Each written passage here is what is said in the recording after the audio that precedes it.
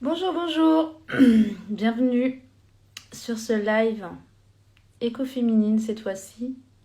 Nous sommes le lundi 25 octobre et nous allons accueillir Pauline de Pama Fabrique qui va nous présenter son activité autour de la teinture végétale notamment, mais pas que. Donc ça va être un live conversationnel, on pourra échanger, donc n'hésitez pas à laisser vos messages, à laisser vos questions à Pauline. L'idée, c'est vraiment qu'il y a de l'interaction entre nous tous et toutes. Donc j'attends que vous soyez informés du début du live. C'est presque prêt, nous invitons d'autres abonnés à se joindre à votre vidéo. J'attends que vous soyez informés et en même temps, j'attends que Pauline se connecte au live. En espérant que ça fonctionne, hein, pas comme la semaine dernière.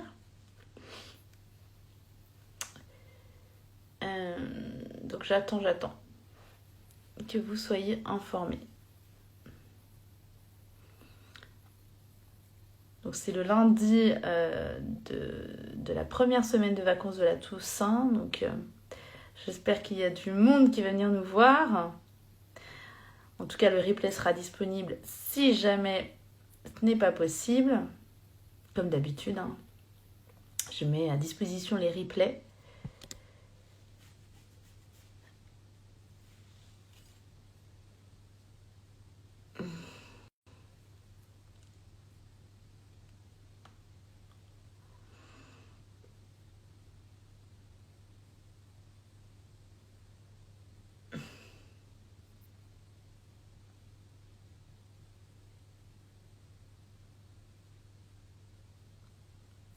Je me sens seule. Venez me rejoindre. Pauline, j'aimerais bien aussi que tu me rejoignes. Je vais devoir prendre mon ordinateur.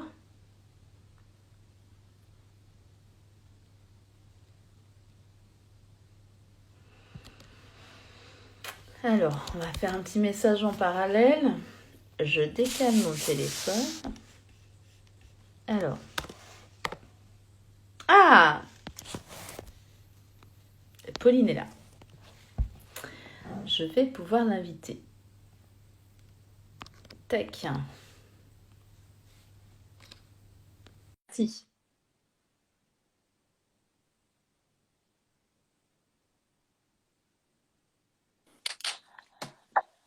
Hello, je suis désolée, mais ça s'affiche pas le live. Alors bref, je suis allée le chercher, etc. Donc je suis en retard. Désolée. Ah, mais il n'y a pas de souci. Je t'attendais. Je me sentais un peu seule. Ça me fait du bien, du coup, de te voir. Je me sens moins Ouais, seule. oui, Bonjour à j'imagine. tous qui nous rejoignent. On va commencer le live avec Pauline. N'hésitez pas à poser vos questions, laisser des petits messages, des petits smileys, nous dire si tout est OK au niveau technique. Voilà, on est là pour interagir, donc profitez-en. Ce que je te propose, Pauline, bah, c'est que tu te présentes et puis on parlera de tes différentes activités, notamment autour de la teinture végétale, de l'éco-responsabilité. D'accord? Ça te Ouais, va? Allez, ok. go! Ben alors donc moi c'est Pauline. Je suis la créatrice de Pama Fabrique. Hello Amandine.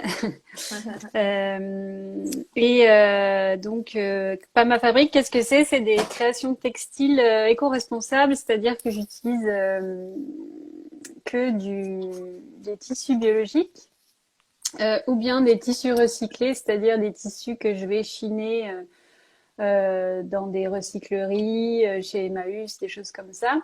C'est des tissus qu'ensuite je teins avec des végétaux.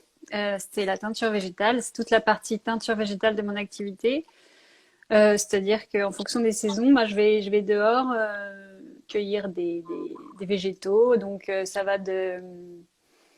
En ce moment, on a les glands, les châtaignes, le sumac, enfin plein de... Voilà, tout ça. L'été, on a plus les fleurs, etc. Et ça nous permet de faire, en fait, de teindre les tissus naturellement avec plein de couleurs différentes. et de manière durable parce que c'est pas une teinture temporaire, hein, ça teint vraiment sur le long terme. On peut laver son tissu, etc. Et puis ensuite, il y a toute la partie couture parce que je transforme ces tissus en création textile. Voilà. Donc ça dépend. J'ai une gamme pour les enfants, les bébés, les cadeaux de naissance. J'ai une gamme aussi zéro déchet avec des accessoires de beauté. Euh, voilà. Donc en gros c'est ça. Et je vends tout ça ben, sur mon site internet principalement. Et puis parfois sur des marchés, etc. Et j'anime aussi des ateliers de découverte de la teinture végétale pour essayer de faire connaître un peu plus Cette technique. cette technique qui n'est pas nouvelle, hein. Ça fait des milliers d'années que ça existe, mais on l'a un peu oublié récemment, vu que la chimie fait partie de nos vies et la pétrochimie surtout fait partie de notre quotidien maintenant. Et on a réussi à remplacer la teinture végétale par de la teinture chimique, beaucoup plus polluante. Et voilà, mais bon, c'est l'ère industrielle qui a fait son chemin et, et on en est là aujourd'hui. Hmm. Alors, Voilà. t'as des mots de motivation, notamment de la marmite aux couleurs. Yes, vas-y, Pauline. Merci Véronique. Ah, ça, c'est les copines teinturières d'Instagram. Ah, cool. Ben, comme ça, elles vont pouvoir aussi compléter ou donner, en tout cas, des messages complémentaires par rapport à ta pratique. Alors, moi, je voulais savoir combien de temps tu fais ça, depuis combien de temps tu fais de bah, voilà, tu fais de la teinture végétale. Ça va faire à peu près 2 ans. Je pense que ouais, j'ai commencé enfin, j'ai découvert ça il y a à peu près 2 ans, ouais. Alors, comment tu l'as découvert? Alors un peu par hasard, je crois que c'est une copine à moi qui m'en a parlé pour la première fois. Elle avait fait un stage à Paris chez Aurélia Wolf, qui est une teinturière assez connue chez nous, on va dire, et qui a ouvert un lieu à Paris où elle organise beaucoup d'ateliers de teinture végétale. Et là, récemment, elle a même ouvert un jardin tinctorial dans Paris où elle fait pousser des plantes tinctoriales, etc. Bref. Et D'accord. je crois donc elle avait fait un stage là-bas. Et elle m'avait dit, ah, regarde, j'ai appris à faire ça et tout, c'est sympa. Et c'est là que je me suis intéressée un peu plus à ça. Et depuis, ben voilà, j'en découvre encore tous les jours, mais je Alors, ne peux plus justement, m'en est-ce que passer. tu avais, donc, tu as découvert cette technique, mais est-ce qu'avant, justement, tu avais une appétence par rapport notamment à tout ce qui était autour du végétal enfin, est-ce que c'était vraiment une découverte 100% ou c'est qu'avant, il y avait quand même une démarche de ta part? Alors, plus ou moins. Moi, je suis un peu une fille de la ville à la base. Je suis née à Lyon, j'ai grandi à Lyon. Et donc la nature, certes, oui, mais ça faisait pas vraiment partie de mon quotidien. On peut pas dire que j'ai grandi à la campagne et que je suis née au milieu des plantes, etc. C'est pas vraiment le cas. Et j'ai jamais été je me suis jamais considérée non plus comme une main verte spécialement, etc. Mais j'ai récemment, là, même en habitant en ville, j'ai commencé à prendre conscience de plein de choses par rapport à l'environnement, etc. Et mon compagnon, par exemple, est végétarien, donc ça fait plusieurs années qu'on se tourne autour d'une alimentation plus végétale et enfin végétale principalement. Et donc voilà, petit à petit, son chemin a fait ça, mais c'était plus autour de la nourriture, etc. Et puis voilà, les plantes tinctoriales ben, ont fait leur apparition et là, voilà, c'est D'accord. venu dans ma vie aussi de cette manière-là, quoi. Ok. Alors, est-ce que tu peux... donc, tu as découvert ça il y a 2 ans. Est-ce que tu as voulu que ça soit ton activité au départ, c'était comment tu le percevais, justement, cette découverte de technique? Est-ce que tu voulais l'inclure en activité professionnelle? Est-ce que c'était plus à titre, justement, personnel dans ton quotidien? Oui, alors au départ, en fait, à ce moment-là, j'étais en grand questionnement sur ma vie professionnelle. Euh, à la base, je travaille dans le commerce, export, pas grand-chose à voir avec tout ça. Et, et en fait, depuis un moment, je commençais à faire des petites créations pour offrir à des amis, à Noël, à ma famille, etc. Des créations en textile comme des trousses, des choses comme ça. Donc j'achetais du tissu déjà teint, etc. Et puis quand j'ai découvert la teinture végétale, je me suis dit que c'était l'occasion d'amener toute cette partie teinture végétale en plus dans mes petits cadeaux, etc.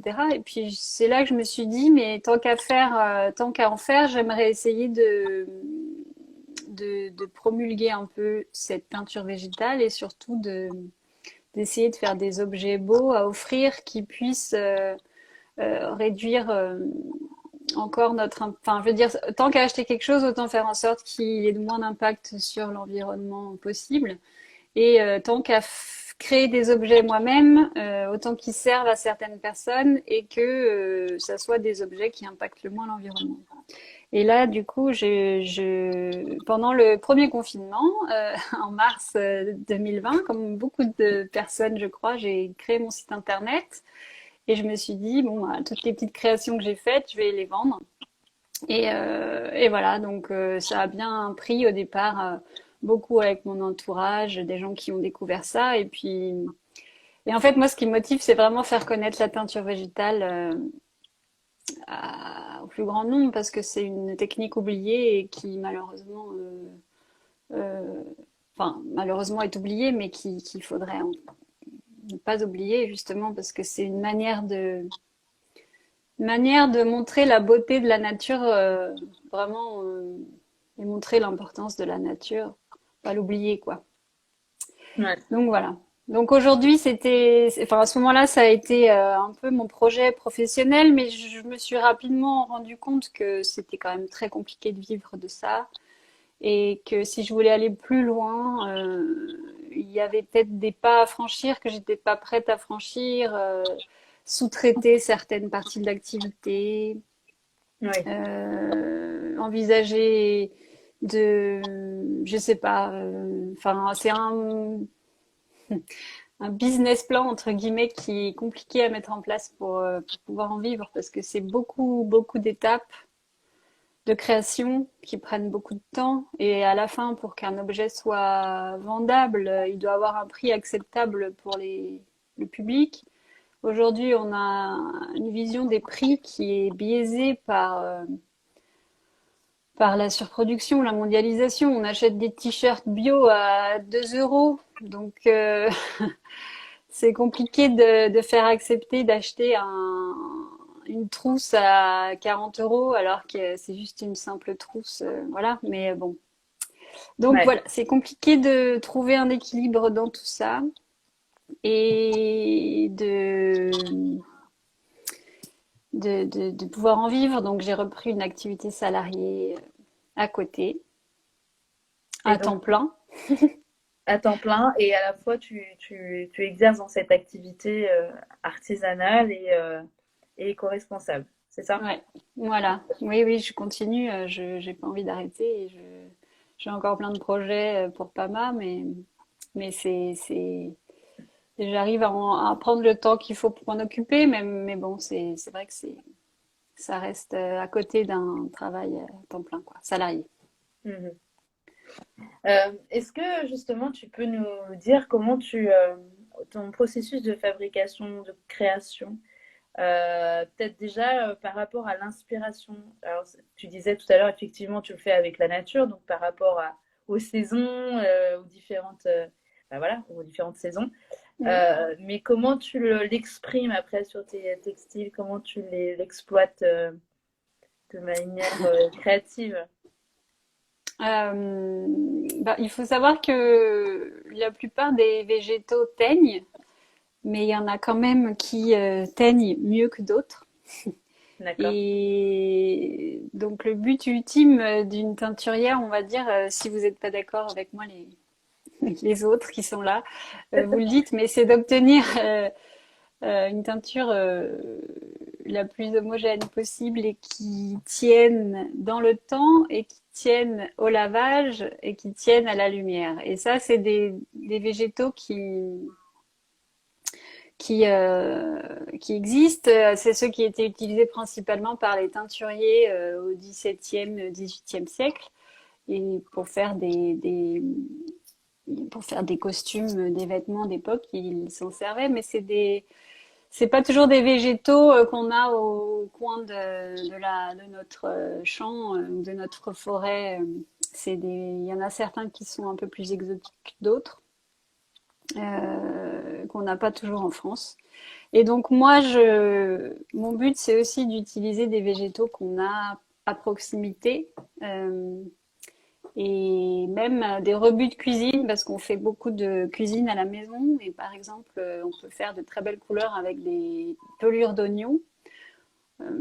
Ça fait un beau jaune assez profond. Et donc en fait, l'inspiration, ça vient par les expérimentations et puis aussi parce que j'ai quand même de la documentation à ma disposition. J'ai pas mal de livres qui ont été écrits par des professionnels entre guillemets de la peinture. Ouais, ça existe encore. Et c'est des gens qui écrivent des ouvrages sur cette discipline et qui essayent de partager au mieux les techniques. Donc, le but, c'est aussi d'aller glaner ces végétaux et d'essayer de les trouver aux alentours de chez moi maintenant. Parce que maintenant, j'habite en Bretagne, donc il y a beaucoup plus de, de nature autour de moi qu'à l'époque où j'habitais à Lyon. Et donc, l'inspiration, bah, c'est ça, c'est vraiment essayer de trouver des végétaux qui teignent et qui donnent des couleurs intéressantes, parce que dans la nature, on a beaucoup de végétaux qui font du jaune. Après, c'est plus compliqué d'avoir d'autres couleurs, mais on peut faire varier les couleurs en fonction de plein de techniques, en faisant tremper le tissu plus longtemps dans le bain de teinture, plus ou moins longtemps, en utilisant différents tissus. Tous les tissus ne prennent pas de la même manière. On peut aussi créer des motifs sur le tissu en pliant le tissu et en faisant des espèces de réserves d'endroits où le bain de teinture ne pourra pas rentrer dans les fibres et donc ça restera blanc. Et donc il y a plein de possibilités et c'est vrai en fait, à chaque teinture, à chaque bain de teinture, déjà, en fait, c'est simple, hein, on prend les végétaux, on les met dans de l'eau chaude et on laisse à peu près bouillir 1 heure, puis après on filtre. Et là, on a l'eau qui est colorée, hein, qui contient des colorants. Et quand on y plonge son tissu, bah le tissu va attraper les colorants qui sont dans l'eau. Et donc, c'est à ce moment-là où, quand on sort le tissu, une fois qu'il est resté plongé plus ou moins de temps, qu'on voit la couleur. Donc déjà, c'est une surprise en général parce que en fonction du végétal, on n'est pas sûr de quelle couleur on va obtenir, etc. Aussi en fonction du tissu utilisé, voir si si la couleur a pris de manière homogène ou pas. Et puis, là, voilà, donc c'est vraiment une surprise. On peut pas s'embêter avec la teinture végétale parce qu'à chaque nouvelle expérience, c'est une surprise, quoi. Ouais, donc c'est ça, comme tu disais, il y a de l'expérimentation pour avoir. Finalement, t'as pas forcément une couleur. C'est des fois, tu peux imaginer une création en amont, mais toi, toi, c'est pas ça. En fait, tu t'adaptes par rapport à la teinture, en tout cas à la couleur que tu as du végétal, quoi. Du végétal, ouais. Alors après, on sait quand même qu'en utilisant, par exemple, des glands, on va obtenir un beige un peu profond, enfin, un beige marron, et puis on sait à peu près quelle couleur on va obtenir à chaque fois en fonction du végétal qu'on utilise, à part si c'est vraiment un végétal qu'on n'a jamais utilisé, que c'est la première fois et qu'il est pas référencé par personne, mais il y a des chances que s'il n'ait jamais été référencé par personne, c'est qu'il n'est pas très intéressant. Donc voilà, mais après, c'est vrai que des fois, on me demande, est-ce que tu pourrais me faire tel article en telle couleur? Je dis, bah, je vais essayer. Mais sache que, voilà, la teinture végétale, c'est pas un processus industriel Mm. sûr à 100%. Donc, il y a toujours des surprises. Et après, c'est vrai que c'est ça qui plaît, c'est l'artisanat, c'est s'il n'y a pas un objet qui est comme Ça, l'autre. Et puis, du identique, coup, ouais. il faut le Mm. savoir, quoi. Ok. Donc après, je m'adapte. Oui, c'est vrai que certaines fois, quand j'ai un tissu qui me plaît beaucoup, que j'ai réussi, enfin que j'ai teint dans une couleur particulière, je me dis ah, bah, avec ça, j'aimerais plutôt faire ça ou plutôt ça. Donc oui, ça dépend un peu de, des envies, on va dire. Alors, quand tu bous du coup le végétal, donc tu as ton bain après de teinture, c'est ça, si j'ai bien les bons termes. Et ton bain de teinture, il peut être réutilisé à l'infini, c'est-à-dire, ou Non, comment? Non, non, non, parce que en fait, la quantité de colorant qui est venue se disperser dans l'eau grâce aux végétaux qu'on y a mis avant, ben, viennent s'accrocher sur le tissu que tu y mets, et puis il en reste, la prochaine fois, il y aura moins de colorant disponible, d'accord, ok. puis la fois d'après encore moins, puis etc. Donc, Ok, ça perd. on peut les utiliser plusieurs fois, bien sûr, mais ça sera d'une couleur vive à de moins en moins vive, quoi. D'accord, Et ok. puis, ouais, donc c'est pour ça qu'aussi on peut apporter des différences de couleurs de bain. Je suis en train de voir si je trouve ce que j'ai apporté mon nuancier. Je- Ouais. J'allais te demander d'ailleurs si tu avais une création autour de toi. Je sais pas si on voit bien parce qu'il y a peut-être trop de lumière, je sais pas. Ça, par exemple, Alors, c'est de l'oignon. d'accord, Donc ah, ça c'est de l'oignon qui a trempé très longtemps, ça c'est de l'oignon qui aura trempé moins longtemps. d'accord. Et donc ça, tu notes ça sur un petit cahier, tu notes le temps justement de trempage. Je sais pas si ça se dit, mais quand tu trempes, c'est ça, tu Oui, notes tes références dans ton cahier à toi pour reproduire à peu près ouais, les mêmes nuances, quoi. voilà, c'est ça. Après le mien il est plus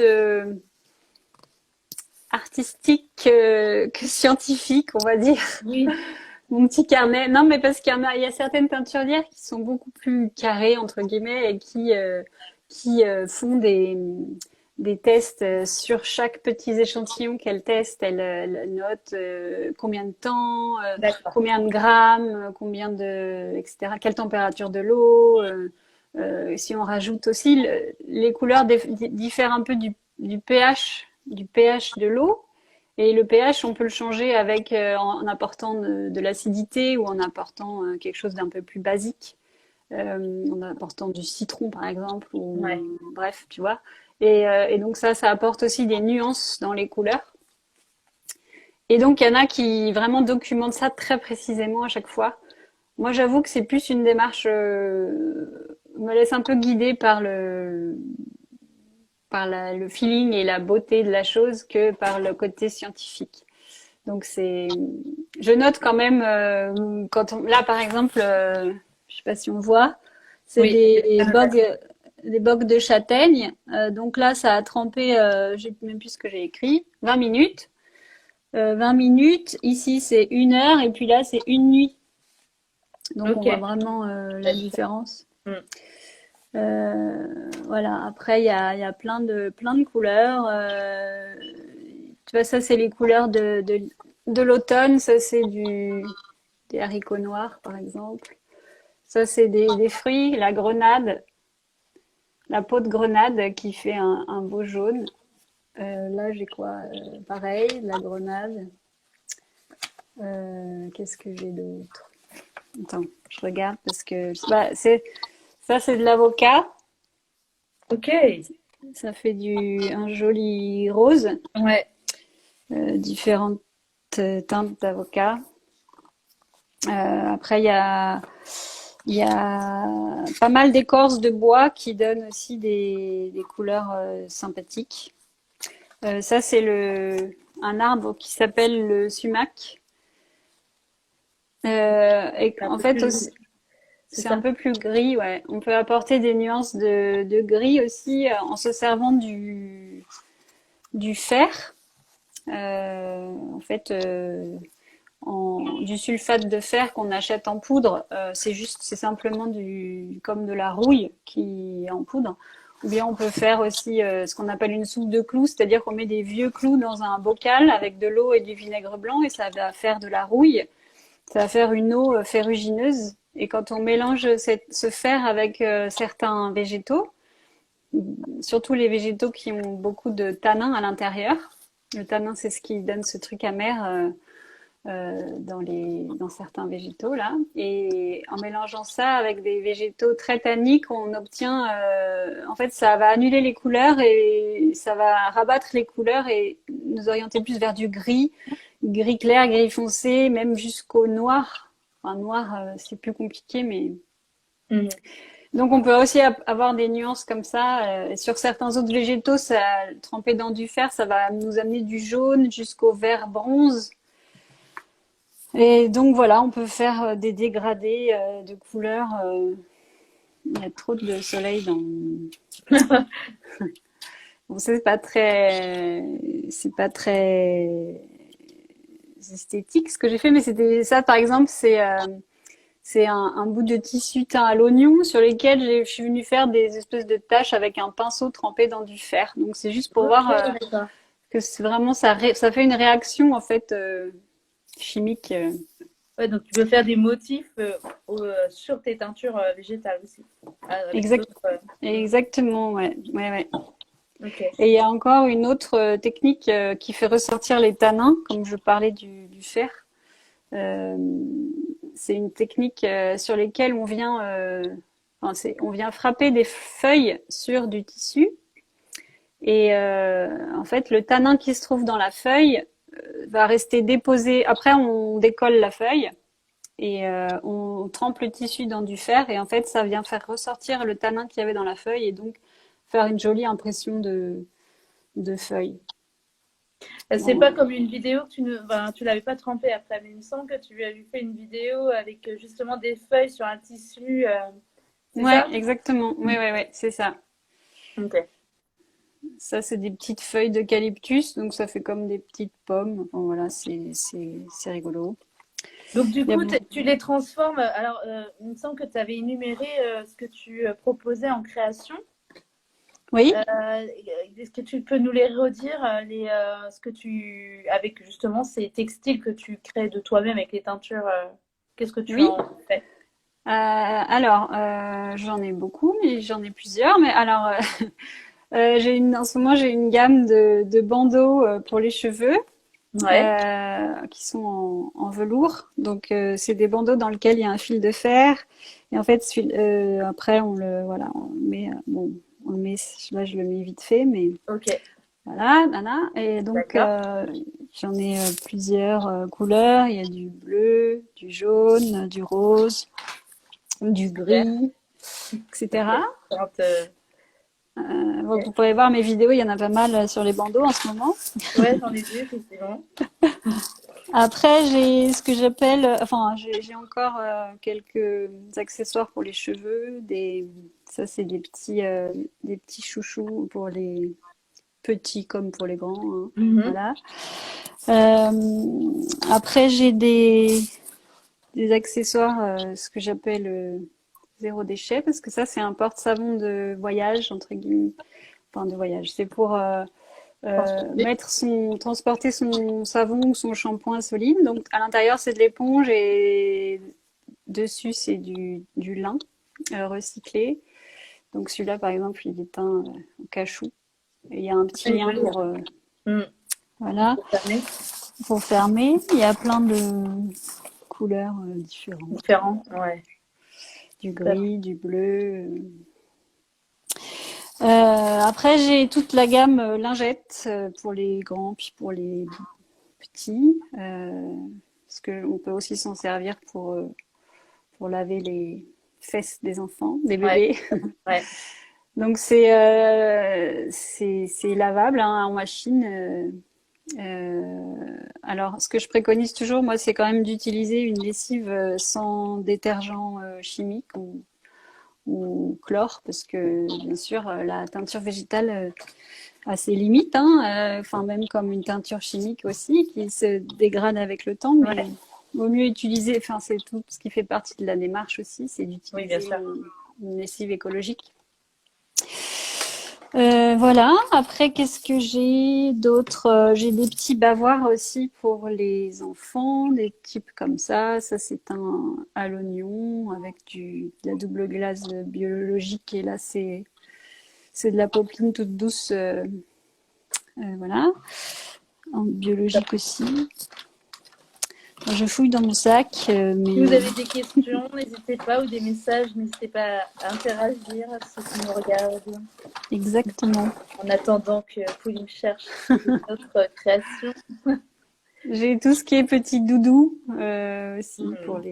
pour les enfants. Ah Donc, ouais, c'est vrai que enfin, c'est, pour les enfants, c'est parfait dans le sens où, bah, il y a rien de mauvais pour eux là-dedans. C'est tout, c'est du tissu naturel. biologique, avec des plantes. Donc, il y a vraiment aucun produit chimique, pour un petit doudou qu'on pourrait mettre à la bouche.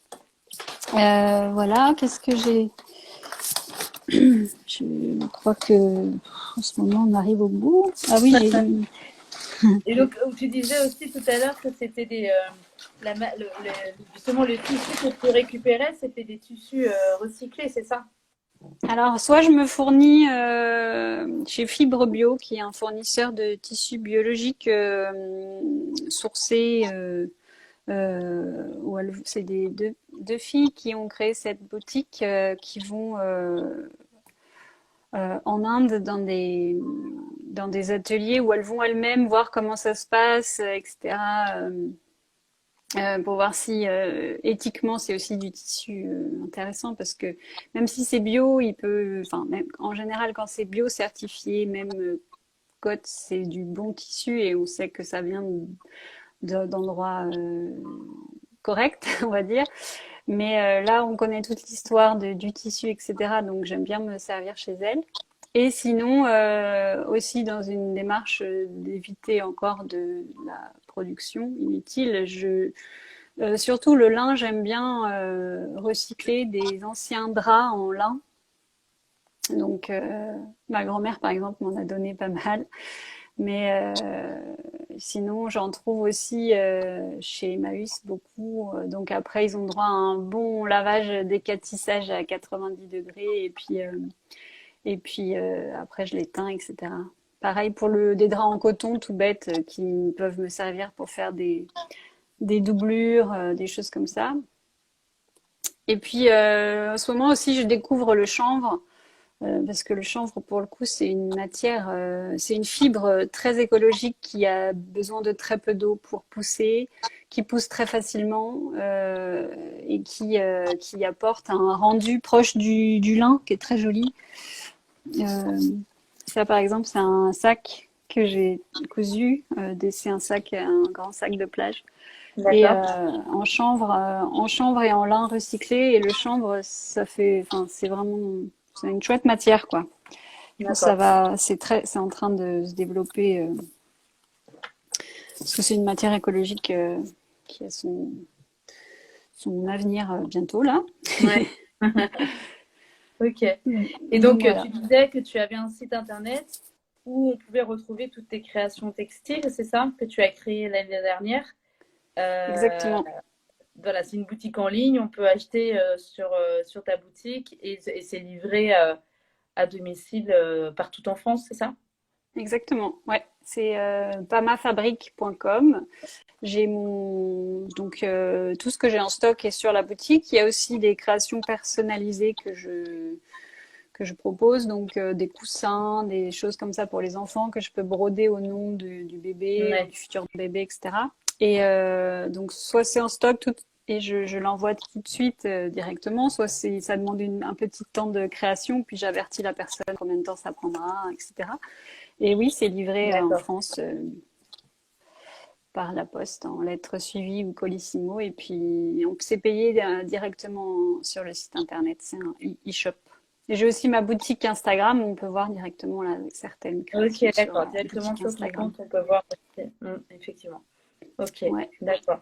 Je sais pas si tu as autre chose à rajouter ou si les personnes qui nous suivent ont des messages ou des questions à poser. En tout cas, c'était très clair et très intéressant de découvrir en tout cas cette teinture végétale qui n'est pas d'aujourd'hui, qui existe depuis très très très longtemps, mais effectivement, ça a été mis un peu entre guillemets au rebut pendant un temps, mais heureusement que tu es là avec d'autres teinturières pour remettre ça au goût du jour. Ouais. Donc non, c'est top. Je trouve ça vraiment voilà, dans l'air du temps pour le coup, dans cette démarche écologique, éco-responsable, de faire attention à ce qu'on utilise et que ça soit le plus naturel possible. Et je trouve aussi intéressant le fait d'avoir une créativité qui doit être toujours remis en question parce que comme tu disais, c'est tellement à chaque fois, les couleurs sont pas forcément les mêmes. Enfin, du coup, c'est intéressant de travailler aussi comme ça, de se remettre en question perpétuellement, entre guillemets, hein, j'entends, par rapport aux différentes couleurs, par rapport aux différentes matières, les végétaux que tu peux utiliser, les expérimentations que tu peux faire. Ça doit Ouais. être aussi très intéressant. La marmite aux couleurs, rien à redire, Pauline. C'était parfait. Je confirme. C'était parfait, Pauline. En tout cas, merci Merci. infiniment, Pauline, pour ce partage. J'espère vraiment que ça va donner envie à d'autres de découvrir cette méthodologie, cette méthode de teinture, cette technique plutôt, ça irait mieux. Et puis, ben, au plaisir en tout cas de se retrouver dans un autre contexte. Et puis, bravo pour tout ce que tu fais et continue comme ça. Ça donne des paillettes dans les yeux de regarder tes créations. Ah, Voilà. c'est gentil. Bah, merci à toi pour m'avoir invité. C'était très agréable de parler. Enfin, je parlais que de moi d'ailleurs, mais on n'a pas. Ben oui, mais c'est l'objectif, hein, c'est de présenter ce que tu faisais et de Oui, présenter ça, de découvrir, peut-être faire découvrir à d'autres aussi cette technique. Donc, ouais, merci bah, beaucoup. c'est super. Et puis, j'ai aussi un blog si vous voulez découvrir plus sur les techniques que j'alimente avec des petits articles sur la teinture végétale, justement, vous pouvez même essayer chez vous. C'est pas, pour certaines couleurs, pour certaines techniques, c'est pas compliqué. On peut essayer à la maison. Voilà. Génial. Super. Bon, ben, le blog Même aussi, avec on des va enfants, même avec des enfants un dimanche d'automne, là, c'est une bonne ça marche activité. bien. Ouais. Ouais. C'est vrai qu'il faut les occuper encore plus pendant les vacances. Donc, ça peut Oui, être une bonne voilà. activité à faire. Ou pour les vacances, ouais, c'est sûr. Ouais. Merci Bon. beaucoup, Pauline. Merci, Vanessa. Oui. Et à très bientôt. Je te souhaite une Merci très belle beaucoup. semaine à toi. Oui, toi aussi. À bientôt. Je te laisse quitter Ça en- marche. avec la Bye croix. bye. Salut, Bye. Pauline.